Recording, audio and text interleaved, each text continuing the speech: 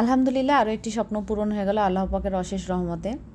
আল্লাহর দরবারে হাজার হাজার শুকরিয়া আদায় করি, কোটি কোটি শুকরিয়া আদায় করে আরও একটি স্বপ্ন পূরণ হয়ে গেল। তো আমি কোথায় যাচ্ছি এবং কেন যাচ্ছি সেটা জানতে হলে পুরো ভিডিওটি দেখতে হবে। তো ভিডিওটি শুরু করা যাক। আসসালামু আলাইকুম, আমি Mallika Afrin, welcome back to my channel. সবাই কেমন আছেন? আশা করি ভালো আছেন। আপনাদের দয়া এবং আল্লাহ পাকের অশেষ রহমতে আমিও খুব ভালো আছি। তো আমাকে বিদায় জানাতে বাসায় সুমায়া এসেছে। সুমায়া বলতেছে সে আমাকে খুব মিস করবে, আমিও তাকে খুব বেশি মিস করব।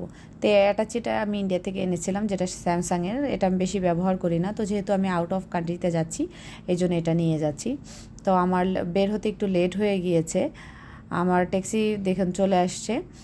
লেট হয়ে গিয়েছে কারণ আমার পার্লারে ব্রাইডাল ছিল, ব্রাইডাল কমপ্লিট করে বের হতে হতে আমি বাসায় এসেছি 10টায়, রেডি হয়ে বের হলাম 10:30টায়। আর আমার হাতে যে ব্যাগটা দেখতেছেন সেটা হচ্ছে আমি গুজরাট আহমেদাবাদ থেকে নিয়ে এসেছিলাম। এটা আমার খুব পছন্দের ব্যাগ। ছোট ব্যাগ নিয়ে যাচ্ছি কারণ ওইখানে আমার চার্জার, হেডফোন কিছুই ব্যাগে রাখতে হবে না, এই জন্য। তো রাস্তায় খুব জ্যাম ছিল এবং বৃষ্টিও ছিল। তো অবশেষে আমি চলে এসেছি এয়ারপোর্টে, হজরত শাহজালাল ইন্টারন্যাশনাল টার্মিনাল 1-এ। তো টার্মিনালে নেমেও আমি দেখুন লাগেজ নিয়ে দাঁড়িয়ে আছি সিরিয়াল দিয়ে ভিতরে ঢোকার জন্য। তো ভিতরে ঢুকে অনেক খোঁজাখুঁজি করতে হলো। খোঁজাখুঁজির পরে থাই এয়ারলাইন্সের কাউন্টার খুঁজে পেয়েছি। ব্যাগ ড্রপ দিয়ে আমি এখন ইমিগ্রেশনে গেলাম। ইমিগ্রেশনের সামনে অনেক হাজিরা বসেছিল, উমরায় যাচ্ছে। তো হাজিদের যাত্রীর সংখ্যা বেশি আজকে। তো এখন আমি ইমিগ্রেশন শেষ করব। ইমিগ্রেশন শেষ করে আমি বোর্ডিং পাসের গেটে যাচ্ছি। তো আমার ফ্লাইট রাত 2:30টায়, যেহেতু আমি এয়ারপোর্টে এসে পৌঁছেছি রাত 12টায়। তো দেখুন অনেক বৃষ্টি ছিল, বাসে করে এসেছি। থাই এয়ারলাইন্সের সামনে দাঁড়িয়ে একটু ভিডিও ক্যাপশন নিলাম আপনাদের সাথে শেয়ার করার জন্য। পুরা বিমানবন্দর, এয়ারপোর্ট দেখুন বৃষ্টিতে পুরা পানিতে থমথম করে ভিজে আছে। মানে ওয়েদারটা অনেক সুন্দর, একটি ঠান্ডা ওয়েদার। তো ফ্লাইট ছাড়তে একটু লেট করলো আধা ঘন্টা, যেহেতু বৃষ্টির সময় ছিল। আর ফ্লাইটে বসার পর অনেক কাঁপাকাঁপিও হচ্ছিল। অবশেষে ফ্লাইটে বসে পড়েছি। ফ্লাইটটা বেশি বড়ও ছিল না, বেশি ছোটও ছিল না, মিডিয়াম। আলহামদুলিল্লাহ আমার সিট জানালার কাছে পড়েছে। আর আমার মুখের পিম্পলটা দেখতেছেন, এটা তো 12 মাস। আমি যখনই আউট অফ কান্ট্রিতে যাই তখনই, আহমেদাবাদ যখন গিয়েছিলাম তখনও পিম্পল উঠেছিল, যখন সিঙ্গাপুর গিয়েছি তখনও উঠেছিল, আর এখন যাচ্ছি এখনও উঠেছে। তো আমাকে রাতের ডিনার যেটা দিয়েছে, স্টার্টার্স হিসেবে দিয়েছে পাস্তা, মেন কোর্স হিসেবে দিয়েছে চাউমিন এবং ফ্রুটস, ডেজার্ট হিসেবে দিয়েছিল কেক, ডেজার্ট হিসেবে দিয়েছে বাটার আর পানি। তো আমি আরেকটু ফ্লাইটের ক্যাপশন নিলাম, আর খাবার দাবার শেষে জুসও দিয়েছে। তো খাবারের মান খুবই ভালো ছিল, আলহামদুলিল্লাহ খেয়ে ফেলেছি। তো ব্যাংকক এয়ারপোর্টের কাছাকাছি এসে আমি একটু ভিউ নিলাম। যখন ফ্লাইট নিচে নামতেছিল ব্যাংকক এয়ারপোর্টে, তখন একটু ভিউ নিয়েছি। নেওয়ার পরে এখন ব্যাংকক এয়ারপোর্টে আমি ল্যান্ড করলাম লাগেজের জন্য। ব্যাংকক এয়ারপোর্টের গেটে যাচ্ছি। তো সাথে পাশে দেখলাম যে ব্যাংকক এয়ারপোর্টের অসাধারণ একটি দৃশ্য দেখা যাচ্ছে, আপনাদের সাথে একটু শেয়ার করার জন্য দৃশ্যটি ভিডিও করলাম। তো অবশেষে ব্যাংকক এয়ারপোর্টে আমি বোর্ডিং পাস শেষ করলাম। এসকেলেটর লিফটের থেকে একটু ভিডিও নিলাম। ইমিগ্রেশনে এরপরে উপরে উঠলাম। ওঠার পরে দেখুন ব্যাংকক এয়ারপোর্টের একটু ভিউ আপনাদের সাথে শেয়ার করলাম।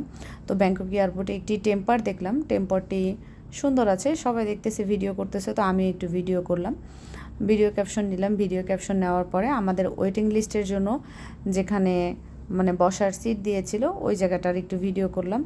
তো প্লেসটা অনেক সুন্দর, আনকমন ডিজাইনও করা। এখন আমরা সিরিয়ালে দাঁড়িয়ে আছি বিমানে উঠবো দেখে। ফার্স্টে হচ্ছে বিজনেস ক্লাসের প্যাসেঞ্জারগুলি নিচ্ছে, তারপরে ইকোনমিকের আর কি প্যাসেঞ্জারগুলি নিবে। তো তারপরে আমি মানে বিমানে ওঠার সময় একটু ভিডিও শুরু করে দিলাম। তো এখানে আমার একটু ক্যাপশন নিলাম। বিমান উঠে একবারে মন ভরে গেল, এত বড় বিমান, আলহামদুলিল্লাহ অনেক সুন্দর। প্রত্যেকটা সিটে একটি করে পিলু দিয়েছে, টিভি সেট করা, সাথে দেখুন কত সুন্দর একটি মানে পরিবেশ। অনেক বড় বিমান, অনেক বড় বিমান। তো এখানে পানি রাখার জন্য দিয়েছে যে সিস্টেমটা, দেখুন অনেক সুন্দর।